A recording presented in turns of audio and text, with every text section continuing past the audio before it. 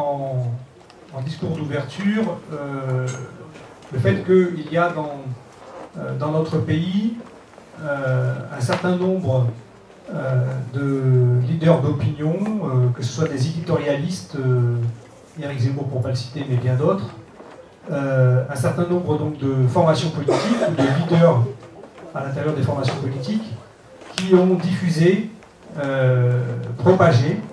un discours visant à stigmatiser les personnes issues de l'immigration, issues des quartiers populaires, les étrangers, de vouloir leur faire porter la responsabilité des crises qui sont traversées par nos différents pays. Et ces leaders politiques ou ces éditorialistes n'ont eu de cesse que d'être invités par les différents médias, à tel point qu'aujourd'hui, BFM TV donnait, en tout cas aux dernières élections, 49% du temps de parole aux dirigeants politiques au Front National, que vous pouvez entendre sur les matinales de France Inter, de RMC, successivement le président, le vice-président, les vice-présidents, les porte-paroles du Front National. Et on a donc l'impression que ces différentes figures de l'extrême droite, éditorialistes ou hommes politiques, sont en train de conquérir le pouvoir et de nous contraindre à battre en retraite et à ne faire que rentrer en résistance. Dans un tel contexte, on a vu beaucoup d'organisations finalement se satisfaire un peu de petites plaintes, de petites protestations, de dire oh, il faut faire un communiqué de presse maintenant quand l'extrême droite dit des choses un petit peu trop dangereuses, mais il y a une certaine passivité face à l'extrême droite, une certaine passivité à réaliser la danger qu'elle menace, qu'elle représente en France et dans nos différents pays, et on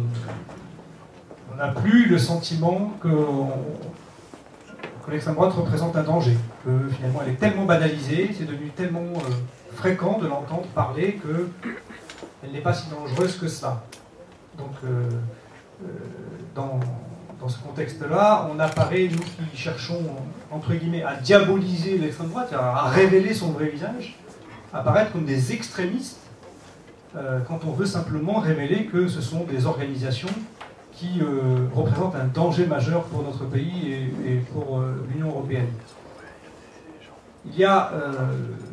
des expériences à partager ici entre les différentes organisations européennes, parce que l'extrême droite en Tchéquie, en Hongrie, en Bulgarie, en Grèce, donc, a été l'auteur d'attaques violentes contre les étrangers sur le marché de Grèce avec Obdoré, avec des attaques extrêmement violentes en Tchéquie, que nous avaient rappelé les représentants de Frontex de l'université. Et puis il y a des organisations flamandes d'extrême droite qui aussi ont fait parler d'elles de manière extrêmement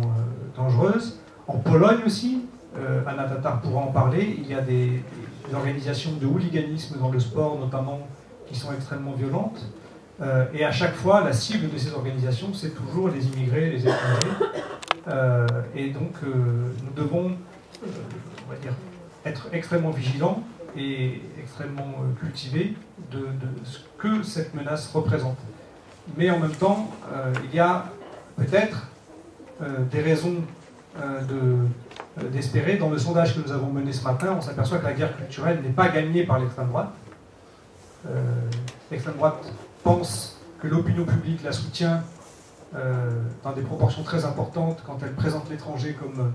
une menace, quelqu'un à qui on doit priver d'un certain nombre de ses droits. Heureusement, notre sondage nous a prouvé que 80 à 90% restaient 100% hostiles à toute idée de préférence nationale. Mais c'est